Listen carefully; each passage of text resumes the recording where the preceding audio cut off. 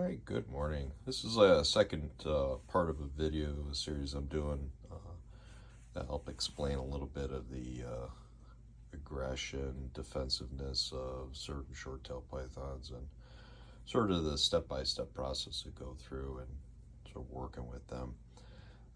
This is Rich Carly from Rich Carly Reptiles, and I've got this one set up trying to give him a bit of security and sense. So this is a little, by some standards you would look at this and think this is kind of a crowded cage. This is intended to be able to give some security. So there's a large water bowl, hide box, pretty staple with most snakes, especially with pythons. This is basically kept on craft paper. There's a couple layers. It's been wetted down. That's just natural from kind of the shifting of the tub and everything. And I'm sure last night my little friend was checking out the habitat after cleaning it the other day. So we're gonna try a couple different techniques. I think for more for the snake's benefit than anything else. I'm not going to pull this tub out of the rack. Normally I would put this up, and we might do that at some point, up on my utility cart, just to keep it a little bit closer. That's more for probably filming purposes. So I've got a couple of appliances that I'm going to work with today. So one of them, of course, is our snake hook. So this is what I would call a mid-level one. We're going to try to get him used to the contact of the snake hook. The last time we did this really kind of aggravated him, but he wasn't having anything to do with any contact whatsoever. So, but just to give you a perspective here, so just making some general contact. If you can look and trying to see what the initial reaction is. You'll look at the tongue flicker. Usually quick responses on that one is usually an indication of excitement. If I try to actually hook, get up underneath there, I can hear a little bit of hissing. I don't know if you can hear that through the video. So now when I did this the other day, the hook was not accepted whatsoever. So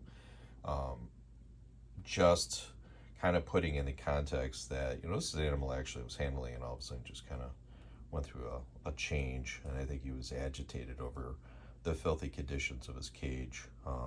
And it happens. You guys really have to stay on top of these guys. Here he is, taking a little bit of a sanctuary in the hide box. Now I'm going to take this chance to physically touch. You can hear him. Now if I tried this the other day, he was not accepting of the physical contact.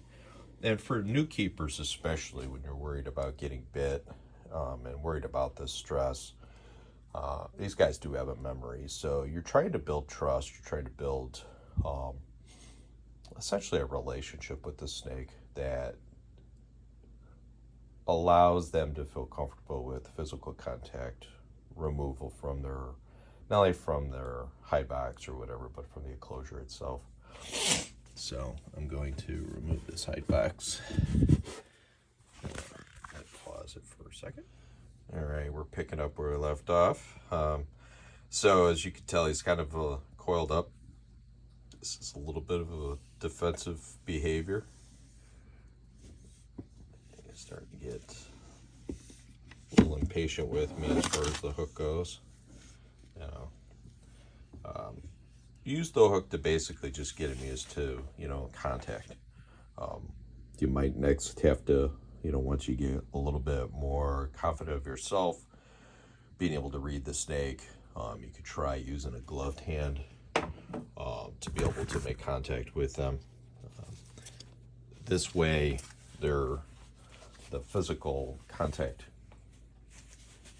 is not perceived as a threat. So here's my glove.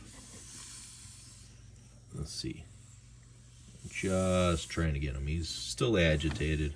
Now he's going to get wound up. Come on, buddy.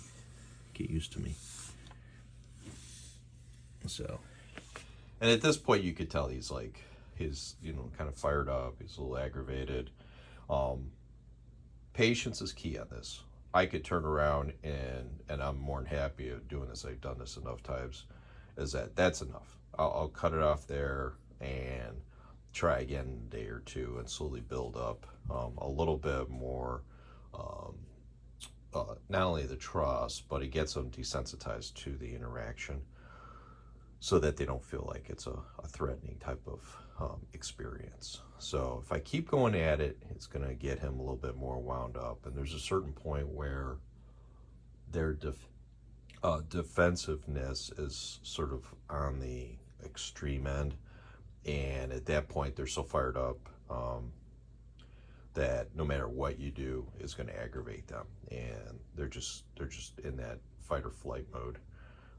So this is where I will sort of stop this video, let them chill out, try it again in a day or two, and then progressively do this over time. The objective, of course, is to get to a point where I can open up a tub, where I can read the animal, which you should always do, and then gently remove them from the enclosure without much fanfare or interaction from them. You know, always avoid the head. You see that S-shaped neck is in a defensive posture. You try to avoid interacting with them when they're in this type of position. You'll get a better sense of each animal over time, giving them a chance to kind of relax a little bit. Tongue flickers, tail wagging.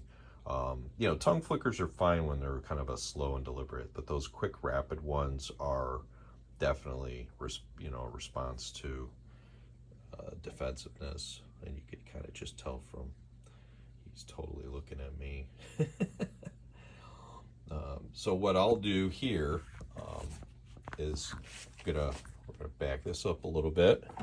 I'm gonna remove any hazards here and just simply put the hide box back on there, close it back up, night night.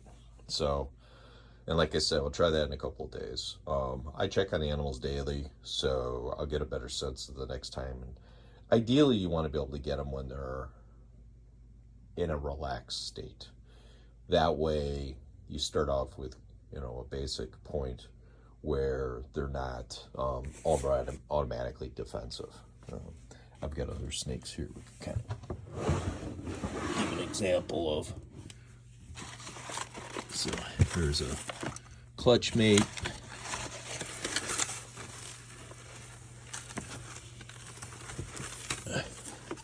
So kind of get an idea. Now he's all wound up too.